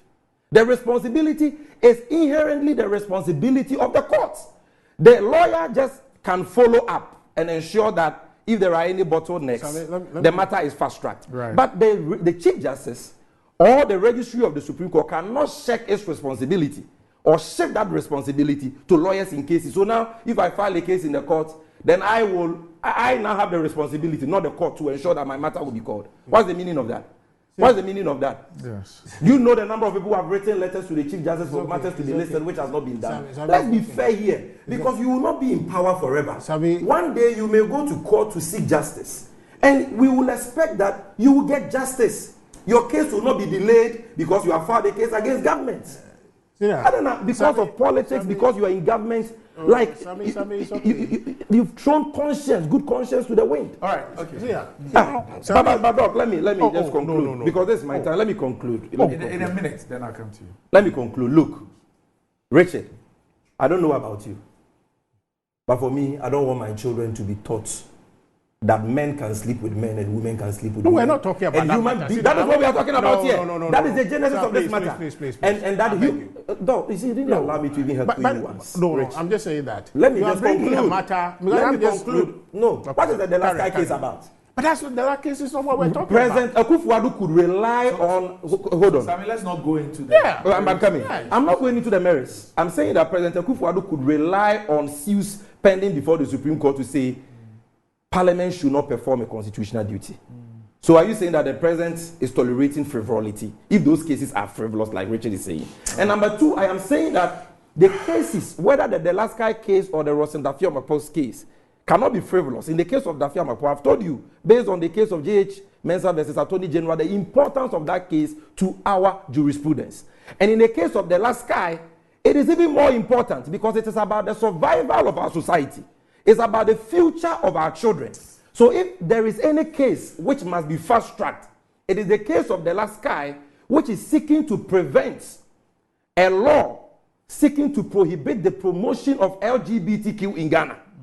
That case you should be interested in. You should join us in demanding that the Chief Justice list that matter for hearing. All right. That's the point I'm making. Because it's about our children. Unless you want your children to be taught in school that human beings can sleep with animals and men can sleep with men. Let me hear you. That's what you want to say that. Sammy is just moralizing and talking plenty because he knows he's off base. Okay. Really. the letter or the note you read from the AG's spokesperson or assistant is clear. The explanation there is that you write to seek for expedited hearing because a time was not given in the case. Mm-hmm. And anybody can do that. I don't know if Sammy is talking about a norm or an express rule in the law that when you write such a letter, you copy the other party. If it's just a norm for good measure, that it is us lawyers, so you write and you give me. But I mean, please, it's not. If it's a norm, then it is not required. Who told you? Norms are not burdens. They are things for good measure that you will do, please. So if it's not done, somebody cannot come here and argue that as a matter of law, he has to. It's not the case. Okay? You see, Sammy, this whole... Let me read this to you on the basis of this. So there are a lot of... So this, as Nana Megache, Justice of the Supreme Court. Wow. Atugu, no, not he sending it. Okay, it's a case. Okay. So Atuguba and Associates versus Scipion Capital UK Limited. Okay. So this is Nana Megache JSC sitting as a Supreme Court judge in the matter. I says, quote, the instruction from the respondent to the appellant is to request the appellant to engage in an ex parte communication with the judge. We find this request unfortunate, especially coming from a firm of solicitors in the United Kingdom. We condemn the directive in no uncertain terms and reiterate that Ghana is not one of the countries where ex parte communication with judges is permitted. The rules of judicial conduct in Ghana prohibit judges from engaging in ex parte communications. Lawyers are also prohibited by the rules of legal ethics from communicating with a judge in the absence of the opposing counsel. That's what I've told you. Ex parte communication is an attempt to overreach the opposing party and influence the judge to decide in favor of the party making the contact. An ex parte communication undermines the fairness of the justice delivery system and an ongoing judicial proceeding and creates a dent in public trust in the legal and court system. We wish to state that the justice delivery system is the last hope of the citizenry in a democracy. When everything else fails them, the justice delivery system should not fail them. It is therefore important that rules put in place for the justice system to thrive and serve the citizenry without fear or favor are respected by all, Ghanaians and foreigners alike. End of quote. Good. So, are you going to debate? Well, please, Sami, just relax, okay? What he said is not what is happening. Why? That what you just read. Why? Communication with the Chief Justice in respect of seeking a case to be heard. Yes. Okay? Yes. It's not a conversation seeking to advantage one over another. It is. Wait, please. All is saying in this is matter, that he's saying that the content of the conversation. It says lawyers are also prohibited by the rules of legal ethics from communicating with a judge in the absence of the opposing counsel. That's it. Ex parte communication, which means that the communication without the notice. Yes, but the other party. I hear that. I hear the point. It's an attempt to overreach the opposing party and influence the judge to decide in favor of the party making the contact. Okay, so in light of what you just read, I tell you that it's not applicable to an acceptable rule of one writing to seek for a case to be heard expressly. Is it the case? Is it the case that a lawyer can write, or party in the case can write for a case to be heard earlier because of some reasons? But not ex parte. No, I'm saying that by a Megache JSC. Yes, but I'm saying that facility is it available? Is that facility available? Yes, but not ex parte. No, I'm just saying. Yes. He didn't say on that matter, on this matter specifically, that what is allowable in law, that yes, in a case where a time has not been determined, and then you, a party in the case, seeing that the case is urgent, in this case, there is no way you can tell me that holding the president's nominees in abeyance. No, that's not the point. But I'm saying the issue is that I agree. Why would the other parties in the matter? But you see, not be made aware? If you just hear me out, the evolution of the rules and ethics are based on sound logical reasoning. Is that not the case? So that there's opportunity for you, because in a case that a time has not expressly been given, but you know the matter carries weight and has implication, okay, on the state's business, so that you, Attorney General, write. It could be my brother Roxon, who is writing to say that we want this matter to be heard today or tomorrow. Be at the blind side? But of the other what is the blind the side? There is no blind side in this matter. How? The question is, the question is the opportunity to write for early hearing of the case was available to both of them, right?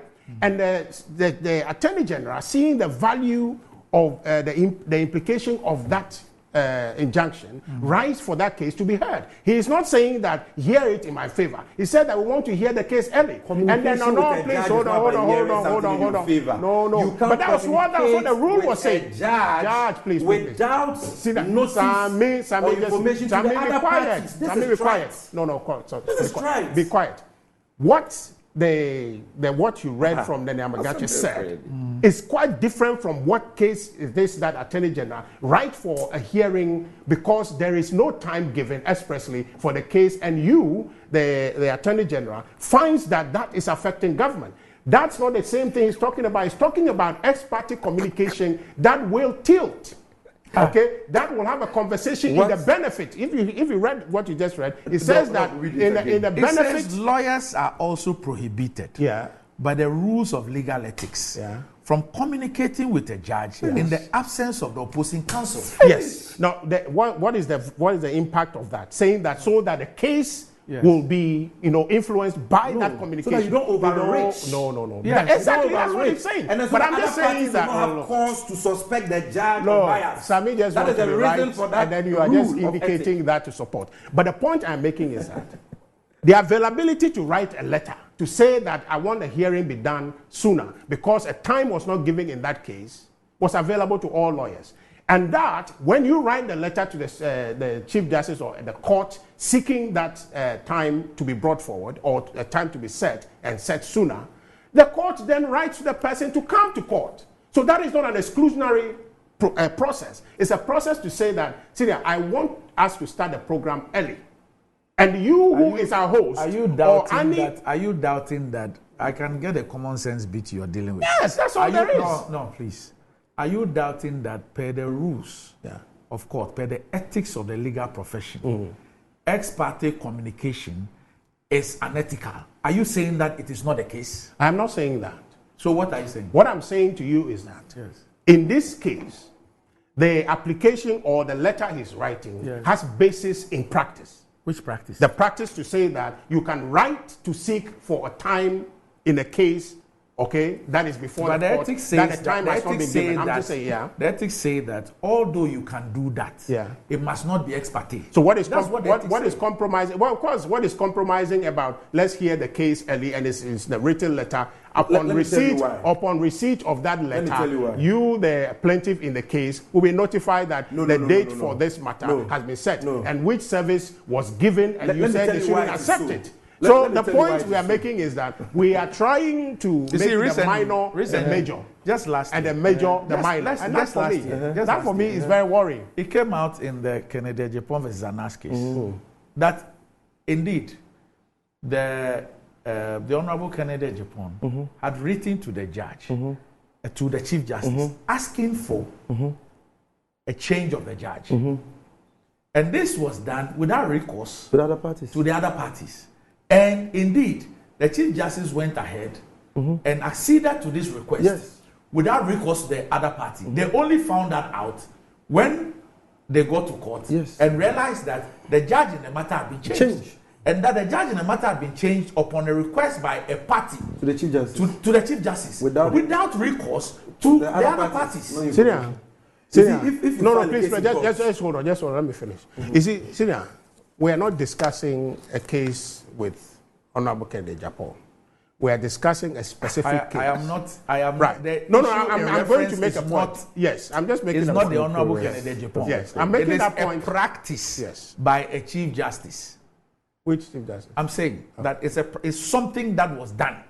This same issue. Was it with this Chief Justice? No. I'm saying that it doesn't matter. No, I'm just asking. Yeah, to be clear. matter. Okay. Then Amegache, I believe, has even left the Supreme Court, right? Yeah. Yes. He's retired. Yes, think so. but I mean, Richard, that's don't not. defend any defense I'm about just it. saying that. No, please. I'm just saying that No if they evidence. say that the Listen, ethics, stop. Yes. the ethics Stupid prohibits ex parte communication, it prohibits it. Yeah. So Whether it is in And every lawyer Ayagba knows. It's only versus you who is pretending not the to. state or Abe versus the state, it doesn't matter. Those who know will be Right, laughing but at of you course, this morning. listen, the communication you read from the Attorney General's aide or spokesperson Yes. is clear that that facility that they leveraged to inform the office of the registrar to say that we need a time because a time was not set on the matter cannot by any means, any stretch of the imagination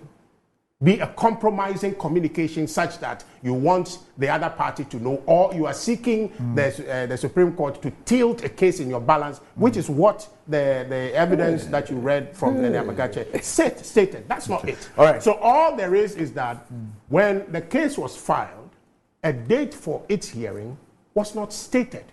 And so therefore, as an Attorney General who knows the magnitude of that delay, a possible delay in that case on government business, has written to the Supreme Court, or the court to give a date which is sooner. Right. And I don't think that contradicts anything. Unfortunately, we can't speak about energy. The impressions I'm creating is completely false. 5 minutes. Because of time, we can't speak about energy. I also have something very important to do before I bring on the Minerals Commission. I thought you'd give us 5 minutes each. Okay, so I'm giving you 2 minutes each. 2 minutes each whilst we're dealing, because I'd wanted to show some videos. Okay. You know. Okay, so let me show the videos of the energy minister then and now. Okay.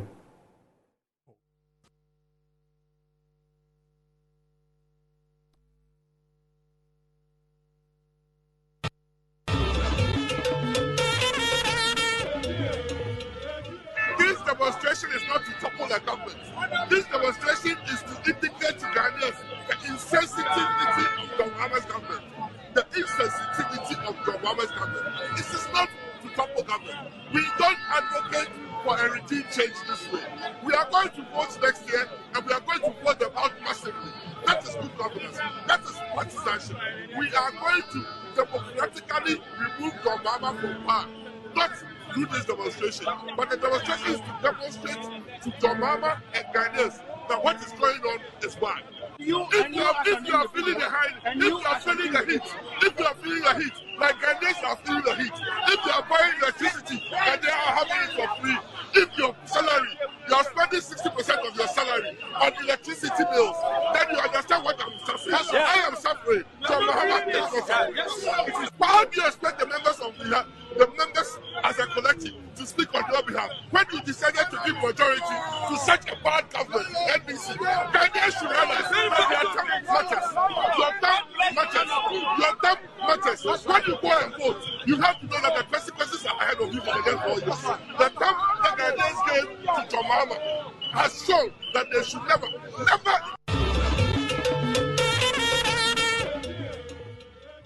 This demonstration is not. All right, so that was the then. I thought we were going to show them now, which has to do with the interview and what he said about Dumso, and then I hear you guys on it. So let's watch that now. We are going to vote next year and we are going to vote them out massively. That is good governance. That is partisanship. We are going to democratically remove John Mahama from power. Not do this demonstration. But the demonstration is to demonstrate to John Mahama and Ghanaians that what is going on is bad. The energy sector, the current power cuts. Some people are saying that you made mention of this. You use this as a campaign against John Mahama, and now we are experiencing a worse situation under President Akufo-Addo. Would it reflect in the 2024 election? Would it be something that people will stand on to vote? If you are comparing 4 years, MPP administration, energy sector is 300 times better than John Mahama. But we are still experiencing Dumso. Nobody has said we haven't. I'm just saying It's far much better than John Mahama ever did. You do admit that there's Dumsor. That is the word you used. I have never used that word. I've promised you that we are going to work on it. And it's not a work that is a single event.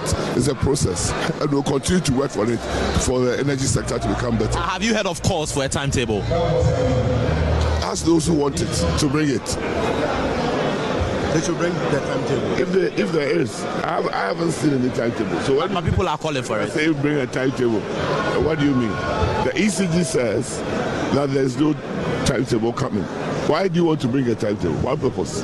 Why would somebody get up and wish evil or bad for the country? When it is not planned, you can't tell the person. Were you in Ghana under John Mahama? Did you live in this country under John Mahama? Did you live in this country under John Mahama? Did you? I'm asking you a question. Did you live in this? It was equally worse. It cannot be equally worse. MPP use it as a tool against them. And I'm saying that even if you are talking about that, it was worse under John Mahama than ever now.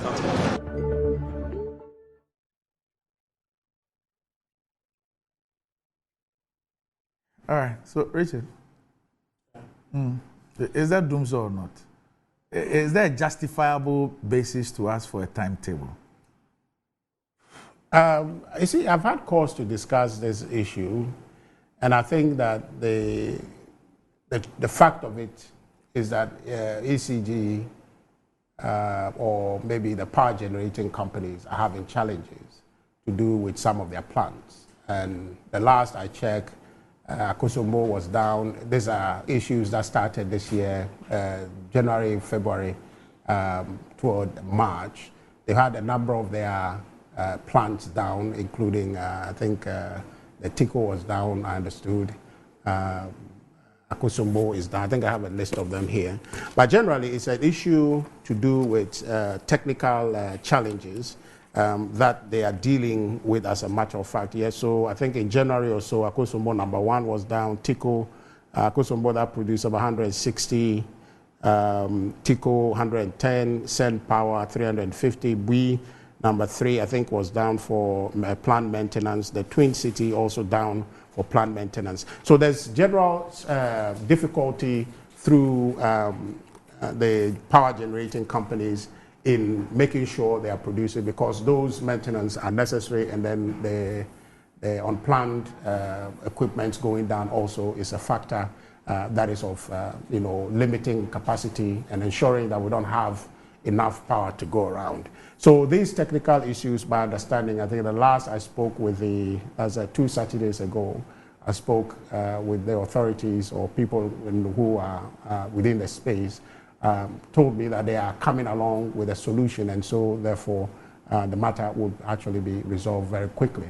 And you have seen some improvement in the situation. In fact, the ECG boss indicated to me in the conversation that they had to fly in engineers to help bring those equipment back online. So there's a practical difficulty.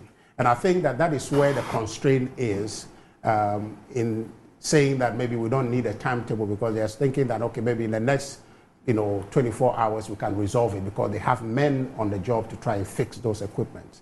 And so therefore...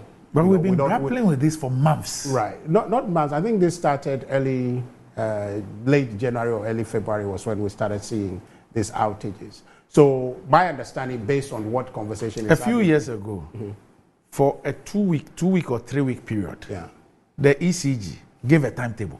Right. You remember? Yes. When the same NAPO spoke about Dumsor, and that they said we were going to do something for 3 weeks, the ECG came up with a timetable. Yeah. No, I agree. But you see, so the factual and issue, in this case, the regulator has even written to ECG 2 or 3 weeks ago, asking it to provide a timetable. Right. Right. So you see, so is the Minister of Energy telling PURC that they should create a timetable and bring it? No, I don't think that's what he's saying. I think I hear the minister making a clear point to say that the equation of what is happening to Dumsor, I think that's what he's dealing with. What is Dumsor? I agree with President Akufo-Addo defined Dumsor. No, we know. But then the point is that at the time where Dumsor was expressed, you knew that it was a problem of generation.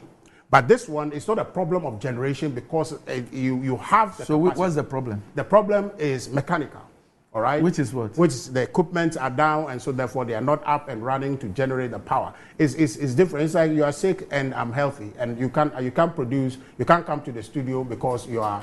But there are down. companies that But are cutting if I am us not off here, supply of gas. yeah. And that results in shortfalls, and we have doom. So that's not mechanical. No, but you see, That's so, financial. But that issue has been resolved a long time ago, so it has no implication on this current conversation. The current difficulty we have is mechanical generation because the equipments are down, and that matter, the people who are working on it, and I just indicated to you that the ECG boss in a conversation told me that they've flown in engineers to try and That's for their expedite that transformers. process. No. The transformers actually, it's designed to help, the overload in some areas. So because sometimes they said that the overload can actually cause the trips. So what they have done is that the transformers are brought in so that they can manage the load. So the load is there. In some areas where there are problems, the transformers is just to help manage the load. But the problem which may lead to the lights going off sometimes is not a question of lack of generation in terms of the unavailability, but it is because there are practical mechanical issues that they are dealing with. And that one, as a matter of fact, can happen even to us human beings. But are they issues when that you are we down, know you are about? down. Sorry? Or they happen, we know about, or they just happen? No, so the ones that I mentioned to you, Yes. Akosombo, Tico, Sen, and the rest, those were incidental, machine breakdown. No, but I'm saying that after the breakdown, Yeah, once the breakdown occurred, yeah. were we not then aware that as a result of this breakdown, we'll have a shortfall of XYZ? Yeah, so I even stated that. So to you. if we know that, Yeah.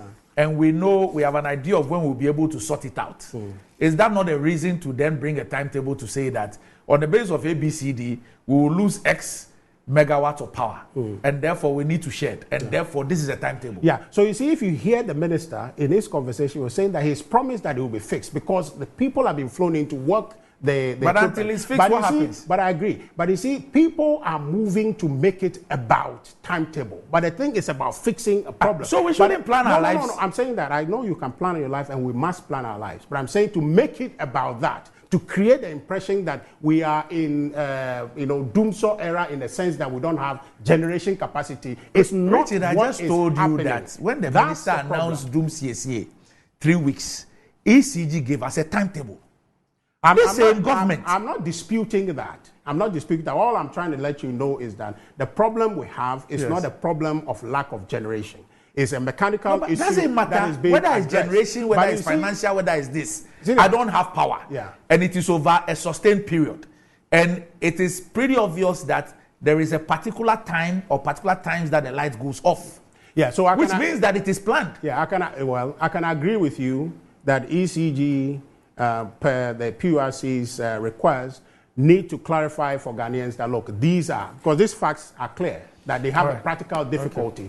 To tell us that we have a practical mechanical difficulty for which reason your lights are going off, because we need to fix them. The machines that we need to generate for you to get your electricity are down. And so on the basis of that, we're giving you a timetable. If they come to that point, I think. But the problem I find is the extreme politicization of the issue to say that give us a timetable which is indicative of the fact that But we it's the have to do so. PURC. And for me, Are you that's saying the problem. PURC is being partisan?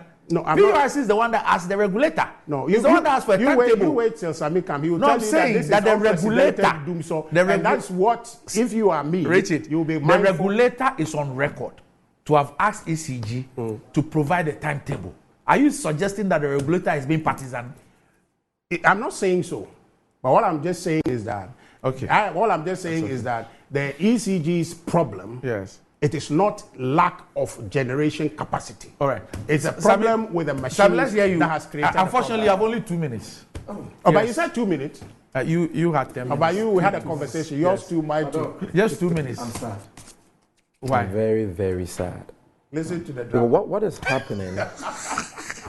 You can sit here and laugh. Look, on this subject. Yes. But you know that yesterday an innocent baby died because of this problem of doomsday. Not true.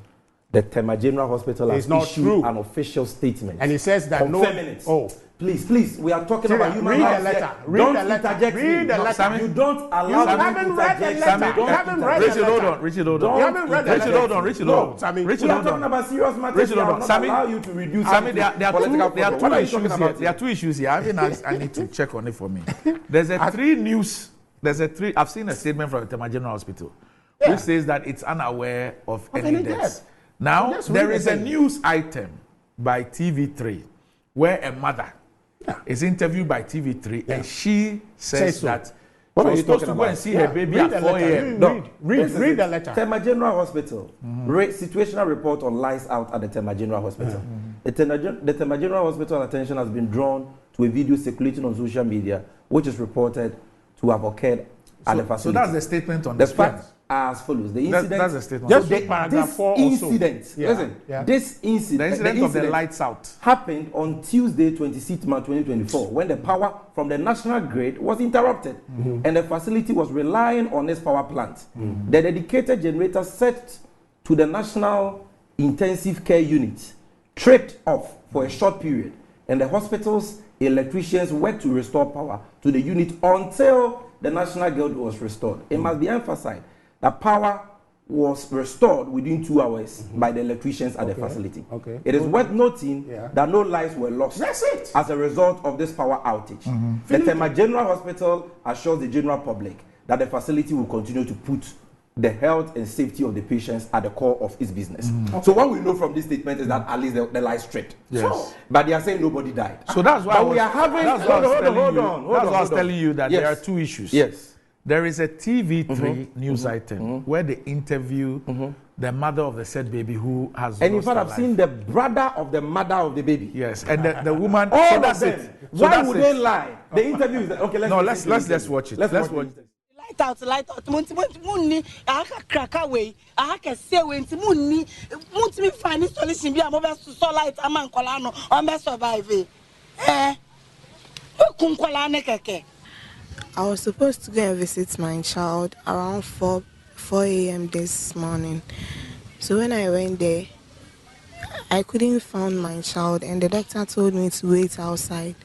So I was outside, and he came that they are sorry because I've lost my child due to the lights out last night.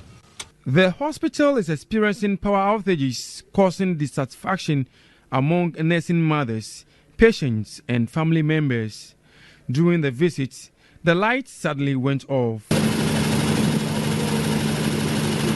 The light system was here is bad. They give 3 minutes, they off it. I mean, the way they off the light off here is too much. But they have genset that comes on. Oh, look, the gens only here and here, the gent work. But apart from this side and this place, emergency, that place, apart from this side, there's no generator here. Despite the hospital's generator sets, certain departments, including the maternity block, training center, post-delivery ward, and OPD, are unable to be powered. The neonatal care unit had light, but a nurse on duty confirmed to us the situation wasn't the same when the light went off the previous day.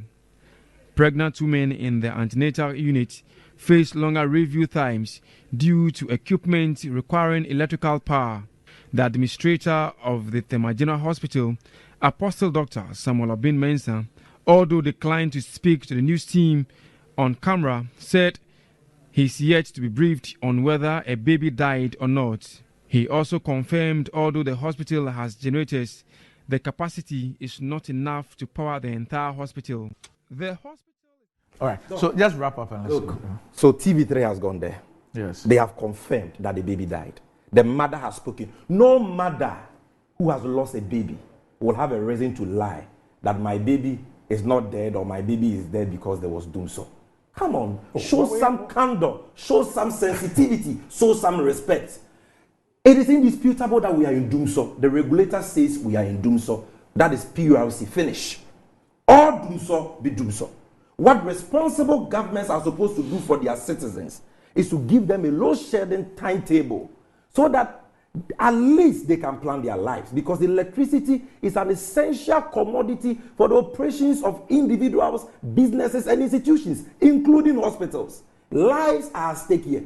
And so it is an insult to the sensibilities and intelligence of Ghanaians for a Minister of State, our employee who we pay with our taxes, to tell us that if we need a load shedding timetable, we should bring our own. What kind of insult is this? What kind of impudence and arrogance is this?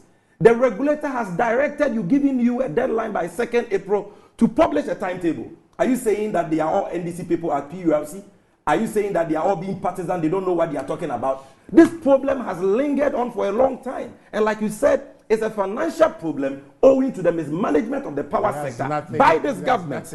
But whatever the problem is, Ghanaians want the problem fixed. And in the time being, Ghanaians want honesty on the part of their leaders, sensitivity, and some respect.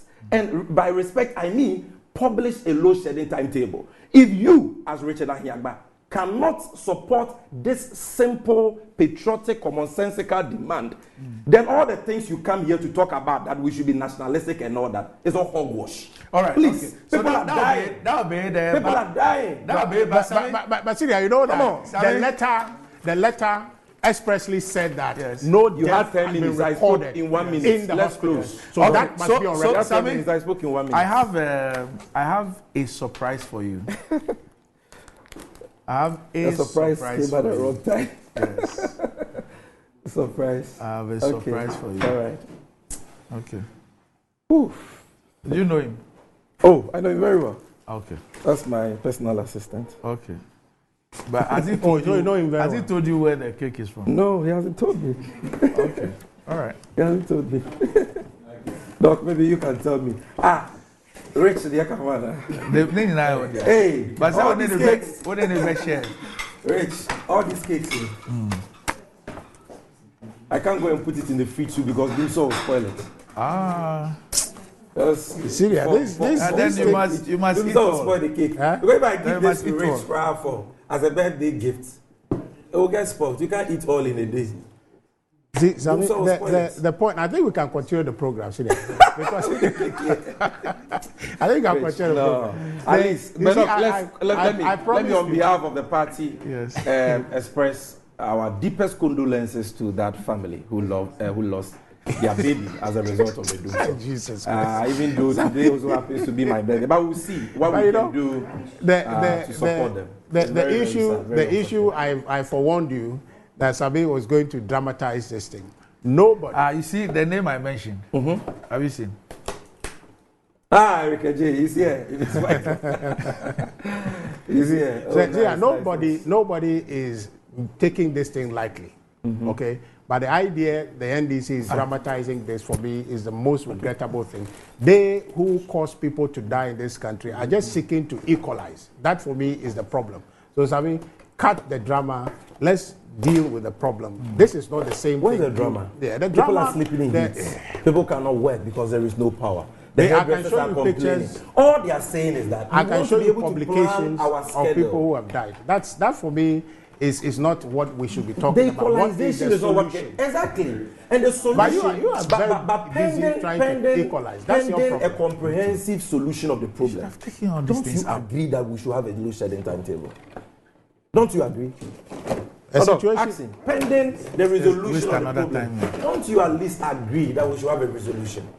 Randy says that the show is over, but somehow you want to continue with your dramatization. No. So unfortunate. So unfortunate. And you have succeeded in bringing Eric over here. your chief diabolic manager. Eric. Thank you. You were listening to your boss attacking I'm the told Supreme that Court. one of them is from Mrs. Jemfi. Wow. Okay. Which one? One of the cakes is from Mrs. Jemfi. Okay, this one. Oh, I see. Yes. All right. That's your wife? Yes. This is from GMG. Yeah. MD, God bless you. Thank you. Thank you so much. Thank you. Thank you to the entire Metro TV, especially Good Morning Ghana crew. I'm most grateful for this. Where is this one from? I'm sure it's from your people. Where is this one from? What? Oh, okay. Cakes elements. Cakes elements. Oh, as a gift. Wow, wow, wow. We're grateful. We're grateful. Hey guys, if you expect me to go and cut the cake, you won't check my microphone. Gold plated. Hey. And they to give me a special gift. So let's help. One lithium. You see, come and support us. Are we coming on or we will? We're on. Oh, okay. 29th of April. Okay. All right. So, all right. Let's do cut this Madam's one first. Hey. Okay, so we cut this cake in the name of the Father and of the Son and of the Holy Spirit. Amen. Thanks to my lovely, beautiful wife. Hey. Same, we cut this cake in the name of the Father, of the Son, and of the Holy Spirit. Thank you. One. We cut this cake in the name of the Father, and of the Son, and of the Holy Spirit. Thank you. Thanks to all of you. Okay. Thank you.